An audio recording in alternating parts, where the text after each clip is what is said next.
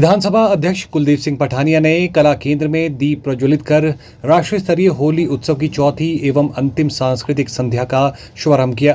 विधानसभा अध्यक्ष ने अपने संबोधन में कहा कि मेले एवं उत्सव हमारी समृद्ध सांस्कृतिक परंपराओं के प्रतीक है।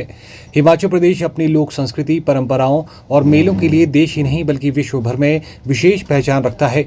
उन्होंने कहा कि सुजानपुर का होली उत्सव ऐतिहासिक महत्व रखता है और आने वाले समय में इसे अंतर्राष्ट्रीय स्तर का दर्जा मिलने से प्रदेश की संस्कृति को वैश्विक मंच पर और मजबूती मिलेगी। उन्होंने कहा कि जिला हमीरपुर के लिए ये गौरव की बात है कि मुख्यमंत्री इसी जिले से संबंध रखते हैं। उनके नेतृत्व में प्रदेश ने चहुमुखी विकास किया है और सामाजिक कल्याण के क्षेत्र में नई मिसाल कायम की है। मुख्यमंत्री द्वारा निराश्रित एवं जरूरतमंद वर्ग के लिए आरंभ की गई योजनाओं को उन्होंने ऐतिहासिक और जनहितकारी बताया। राष्ट्रीय स्तरीय होली उत्सव की अंतिम सांस्कृतिक संध्या पूरी तरह हिमाचली कलाकारों के नाम रही।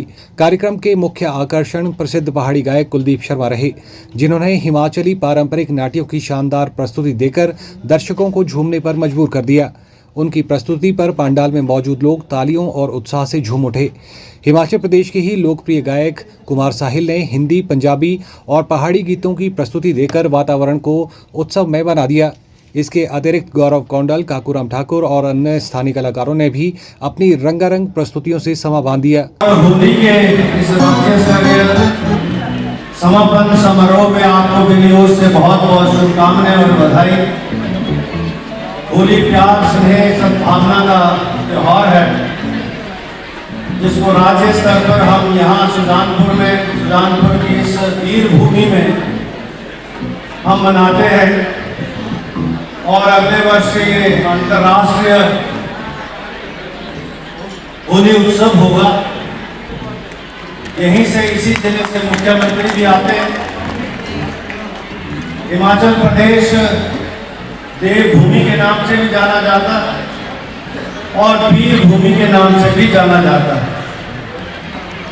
जहाँ तक सुजानपुर का विशेष तौर पर इतिहास है, यहाँ से बहुत सारे हमारे सेनानी जिन्होंने आज़ादी के समय, आज़ादी के बाद देश के वर्तमान स्वरूप को बनाने में और उसको आज की इस परिस्थिति में रखने में उनका सहयोग रहा, एकता अखंडता में सहयोग रहा। मैं आज के इस मौके पर उन वीर शहीदों को भी याद करता हूँ और अधिक समय आपके बीच में न रहते मैं ये कहना चाहता हूँ, आप बड़े सौभाग्यशाली हैं। हमीरपुर के सभी हमारे यहाँ के प्रबुद्ध नागरिक, आप बहुत सौभाग्यशाली हैं। राजनीतिक दृष्टि से हमीरपुर में बहुत आयाम स्थापित किया, मैं ये कह सकता हूँ। आज ये राजनीतिक केंद्र है।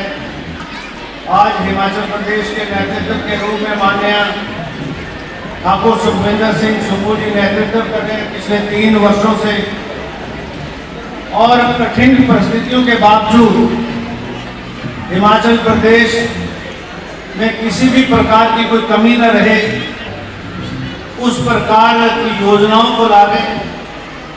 और मैं तो ये कहता हूँ अक्सर राष्ट्रीय और अंतर्राष्ट्रीय मंचों के ऊपर और जितने भी सम्मेलनों में जब कभी ये विषय चर्चा में आता है कि सामाजिक सुरक्षा के कार्यक्रमों में वर्तमान सरकार ने जो विशेष कार्यक्रमों के माध्यम से जो हिमाचल प्रदेश की जनता का सहयोग किया है, ना भूत हो, ना भविष्य थी, ना देश के किसी और राज्य में ऐसा हुआ।